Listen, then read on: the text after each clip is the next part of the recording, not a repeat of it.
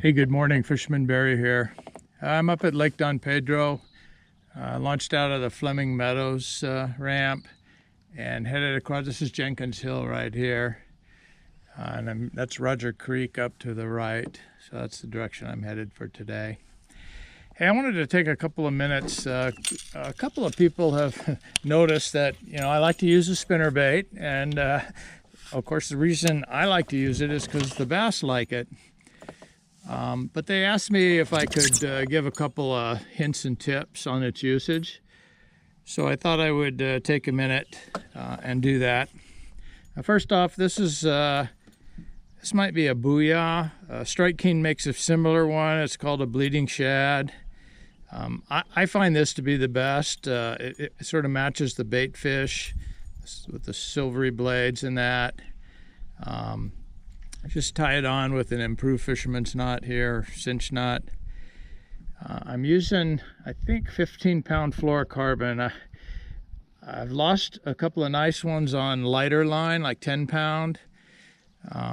If you really want to run it deep, you need to go a little bit lighter, so down to 10 or 12. But if it's summertime, it's June 21st, I guess maybe officially the first day of summer.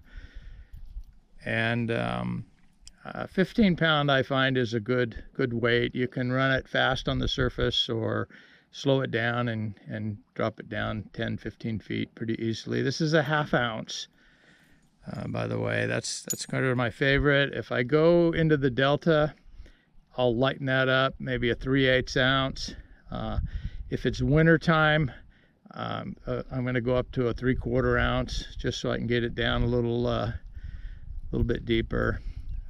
And in the wintertime, I'll probably be using Colorado instead of these willow leaf blades. Just puts out more sort of thump, attracts the fish more.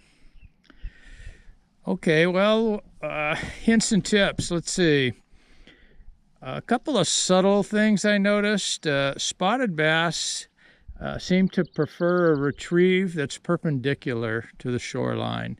I mean, there's no hard, fast rule that I'm aware of, but I just seem to catch more when I'm throwing it in and pulling it out perpendicular. Largemouth, probably more parallel, especially up shallow this time of year.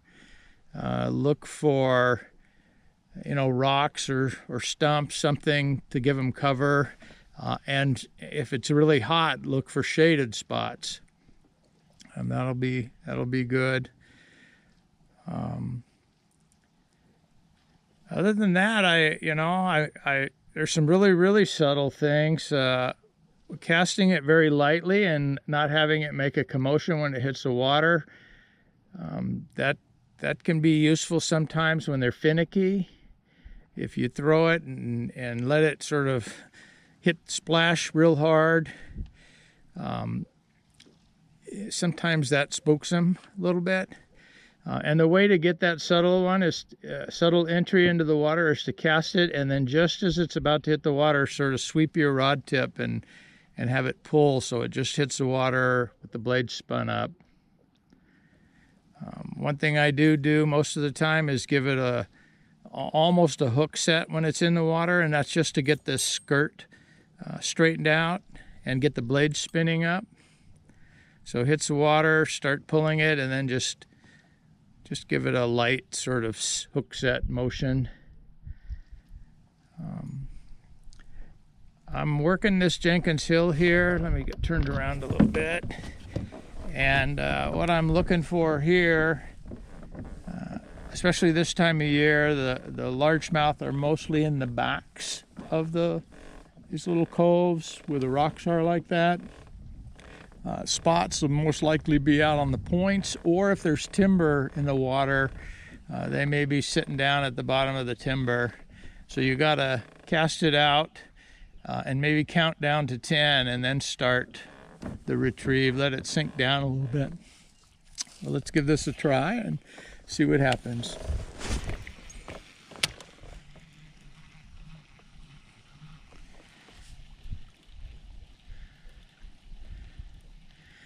Okay, well, I will say most of the time when I get a hookup, it's almost immediate. Not always. Sometimes you can tell they're just following it around, and they might hit it further away from shore. But there is one hard rule. You have to cast a lot of times, which is one of the reasons I like the spinnerbait. It's a really good search bait. You can work it really fast and cover tons of water in a short period of time. And of course, if it's not working, you got to move to other things. One of my other favorites is a crankbait, either a deep diving or a square bill, just depending on the circumstances. A little swim bait, like a fish head jig with a little paddle tail.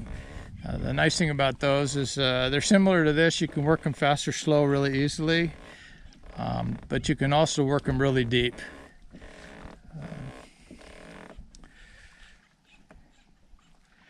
Anyway, if anybody has any questions, feel free to post them. Again, I use this color most of the time. I'll go to the darker blues and blacks, sometimes out in the Delta, maybe red, sort of reddish or orange, sort of bright flashy colors.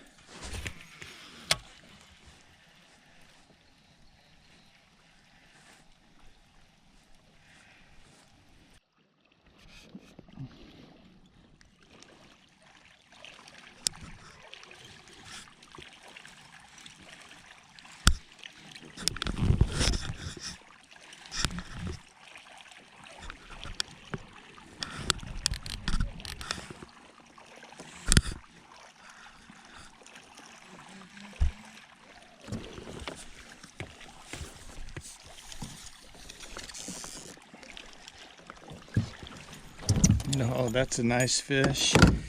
That is a really nice fish. Ooh. We're gonna have to weigh this one.